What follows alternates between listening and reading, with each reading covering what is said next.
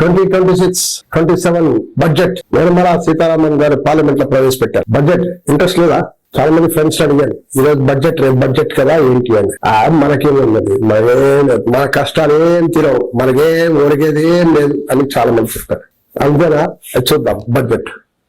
అసలు మనం 4th biggest economy అని డప్పులు కొట్టుకుంటున్నాం కదా. 4th biggest economy, $4 trillion economy. మరి బడ్జెట్ ఎట్లా ఉండాలి, ఎంత ఫార్వర్డ్ లుకింగ్ ఉండాలి, అలా ఉందా అని చూద్దాం. ఉద్యోగాలు, ఆదాయాలు పెరిగాయా, దాని గురించి ప్రస్తావన ఉందా ఈ బడ్జెట్ లో అంటే ఏం కనిపించట్లేదు.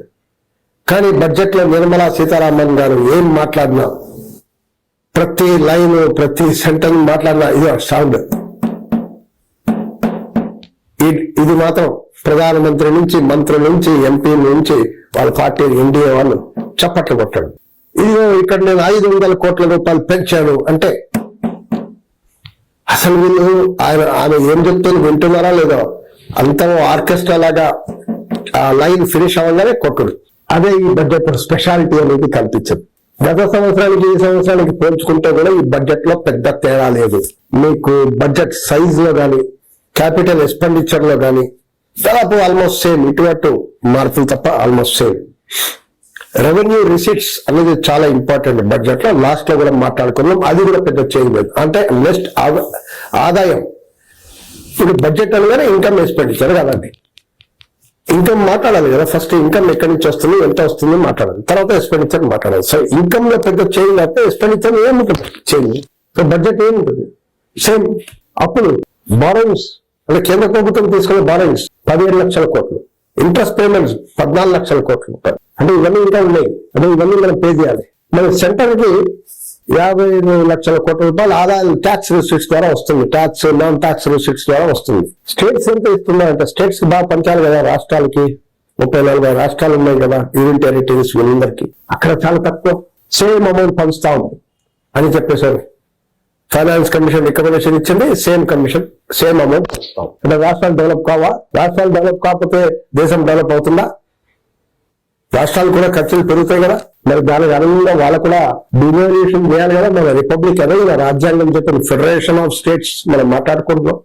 సో ఈ రాష్ట్రాల కూడా సహాయం చేయాలి కదా. మరి చాలా సెక్టార్స్ మనం చూస్తే డౌన్, ఖర్చులు చాలా తగ్గించారు లేకపోతే సేమ్. ఇన్ఫ్లేషన్ తో పోల్చుకుంటే ఆ సేమ్ కూడా లాభం లేదు. మీరు వ్యవసాయం పెద్ద సాయం పెరగలేదు, హెల్త్ 600 కోట్లు పెరగలేదు, ఇవన్నీ చాలా తక్కువ నామమాత్రం. అసలు ఇన్ఫ్లేషన్ తో పోల్చుకుంటే 0 మైనస్ అని చెప్పాలి. ఎడ్యుకేషన్ లో 6.5% పెంచారు. అది ఐఐటి, ఐఎం వీటిపైన కొన్ని ఇన్స్టిట్యూట్స్ ఫోకస్ అని కూడా చెప్పడం జరిగింది. అంటే హయ్యర్ ఇండస్ట్రీ. బేసిక్ ఎడ్యుకేషన్ పైన ఎంత ఖర్చు పెట్టాలనేది కూడా రావాలి మనకు ఖర్చు. మన మెయిన్ మన పాయింట్ మన దేశంలో అదే కదా. మన ఎడ్యుకేషన్ పైన ఖర్చులు చాలా తక్కువ. గ్రామాల్లో, పట్టణాల్లో, టౌన్స్ లో అసలు ఎడ్యుకేషన్ సెక్టార్, గవర్నమెంట్ సెక్టార్ ఎట్లా ఉంది? Government schools 1 teacher school, 0 teacher schools కూడా ఉన్నారు. మరి R&D ఎంత ఖర్చు పెట్టారు? R&D మనం చాలా తక్కువ. ఈ రోజు కూడా 0.6-0.7% జీడిపిలో. చైనా 3% ఖర్చు పెడుతుంది. $800 బిలియన్ చైనా ఖర్చు పెడుతుంటే మనం R&D పైన చాలా తక్కువ ఖర్చు పెడతాం. $100 బిలియన్ కూడా లేదు. అని మనం ఎట్లా ముందు వెళ్తామని ఏఐ పైన మిషన్, ఏఐ మిషన్ అన్నారు, ఆర్టిఫిషియల్ ఇంటెలిజెన్స్ మిషన్. ఈ రోజు ప్రతి ఆర్టిఫిషియల్ ఇంటెలిజెన్స్ 10,000 కోట్ల రూపాయలు 5 సంవత్సరాలు. ఇది సరిపోతుంది 2,000 కోట్ల రూపాయలు ఈ సంవత్సరానికి. అంటే ఈ బడ్జెట్ ఇన్వెస్ట్మెంట్ ఫర్ ఫ్యూచర్ అని అలా అనిపిస్తుందా? ఫ్యూచర్ ఇండియా ఒక పెద్ద టేక్ ఆఫ్ మోడ్ లో ఉంది అని అనిపిస్తుందా? అలా ఉండాలి కదా మీ బడ్జెట్. ఇప్పుడు ఉద్యోగాలు మీరు ప్రామిస్ చేశారు కదా, 2 కోట్ల ఉద్యోగాలు ఇస్తాం ప్రతి సంవత్సరం అని 2014 లో మీరు ప్రామిస్ చేశారు. ఈ పాటికి 4 లక్షల ఉద్యోగాలు రావాల్సింది ఉన్నాయా? జాబ్ ప్లస్ గ్రోత్ కాదు, ఈ మధ్య గ్రోత్ 7% గ్రోత్ అని చెప్తున్నారు. 7% గ్రోత్ ఎవరికి గ్రోత్? అడాని అంబానీకి గ్రోత్ సరిపోతాయా? ప్రజలకు గ్రోత్ రావాలి కదా. ఉద్యోగాలు కూడా అంతే 7% గ్రోత్ రావాలి కదండి. ఆ గ్రోత్ రిఫ్లెక్ట్ అవ్వాలి కదా. అంటే వాళ్ళ చేతిలో ఇన్కమ్ పెరిగితే గ్రోత్ అయినట్ట జీడిపి గ్రోత్. ఈ జీడిపి 7% గ్రోత్ కూడా లెక్కలు సరిగా లేవని IMF చెప్పింది. IMF చెప్పి మీ 7% కాదు మీ గ్రోత్, మీ స్టాటిస్టిక్స్ అంతా ఉల్టా పల్టా చేస్తున్నారు, మీరు చాలా తక్కువ ఉంది, కాబట్టి మిమ్మల్ని సి గ్రేడ్ రేటింగ్ ఇస్తున్నాం, గ్రోత్ స్టాటిస్టిక్స్ మీ లెక్కలు తప్పులు చెప్తున్నారు, సి గ్రేడ్ అని చెప్పింది IMF మన ఇండియాకి. సో ఈ గ్రోత్ పర్సంటేజ్ కరెక్టా రాంగా ఇవన్నీ ఆదాయాలు పెరగాలి కదండి. గత సంవత్సరం మీ బడ్జెట్ లో చెప్పారు ఆదాయాలు పెరగాలి, ఆదాయాలు తక్కువ ఉంది అని చెప్పారు. మరి ఆదాయాలు పెంచే మార్గం ఏమైనా చేశారా? వర్కింగ్ క్లాస్ లో యావరేజ్ ఆదాయం 10,000 రూపీస్ పర్ మంత్ సరిపోతుందా? 20,000 పెరగాలి కదండి. రైతులకు ఆదాయం డబుల్ చేస్తామన్నా, డబుల్ అయిందా? ఎప్పుడో 5 years చెప్పారు, 5 years 10 years అయిపోయింది, డబుల్ అయిందా? మరి ఆదాయాలు పెరగకపోతే వీళ్ళు ఖర్చు ఎక్కడ చేస్తారు? వీళ్ళంతా అప్పులు కూరుకున్నారు. 43% ఈ రోజు డెట్స్ లో ఉన్నారు ప్రజలు, దేశం 43% డెట్స్. ఆ డెట్స్ కూడా ఏంటి? స్కూటర్ ఇది కొనడం కాదు, స్కూటర్ కారు బిల్డింగ్ కొనడంలో కొన్ని డెట్స్ ఉండొచ్చు, కానీ మెజారిటీ డెట్స్ ఏమంటే రోజువారీ ఖర్చుల కోసం అప్పు తీసుకోవడం. ఒక అప్పు తీసి ఆ అప్పును తీర్చడానికి ఇంకో అప్పు తీసుకుంటున్నారు. అంటే ఇలాంటి ఒక గంభీరమైన పరిస్థితులు ఉన్నాం కదా. మరి దీనికి ఏంటి? ఆదాయం పెరగాలి కదా జనాల్లో. ఆదాయం పెరిగితే కదా వాళ్ళు ఖర్చు పెడతారు, ఖర్చు పెడితే కదా ఎకనామీలో డిమాండ్ వస్తుంది. ఎకనామీలో డిమాండ్ వస్తే ప్రైవేట్ ఇన్వెస్టర్స్ అందరూ, గవర్నమెంట్ ఇన్వెస్టర్స్ అందరూ పెట్టుబడులు పెడతారు కదా, అప్పుడు గ్రోత్ వస్తుంది కదా. ప్రైవేట్ వాళ్ళు పెట్టట్లేదు, ఇండస్ట్రీస్ ప్రైవేట్ వాళ్ళు పెట్టుబడి పెట్టట్లేదు, ఈ బడ్జెట్ లో కూడా పెట్టరు. మార్కెట్ డౌన్ ఉంది, సెన్సెక్స్ ఇన్సెన్స్ అంతా డౌన్. అంటే ఈ బడ్జెట్ ద్వారా ఏం తెలుస్తుంది? చేతులు ఎత్తేసిన ప్రభుత్వమా? అట్లా కనిపిస్తుంది కదా. అసలు ఇప్పుడు నెక్స్ట్ రెవెన్యూ రిసీట్స్, మనం కూడా ఆదాయం అని అంటున్నాం కదా, ఆదాయం గురించి మాట్లాడదాం.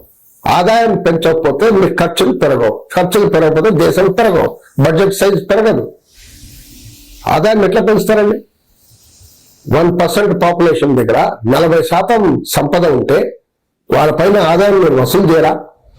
అంటే వాళ్ళు సంపద పెంచుకుంటూ పోతారు, 30%, 40%, 50% పెంచుకుంటూ పోతారు, మీరు వాళ్ళని వసూలు చేయరా?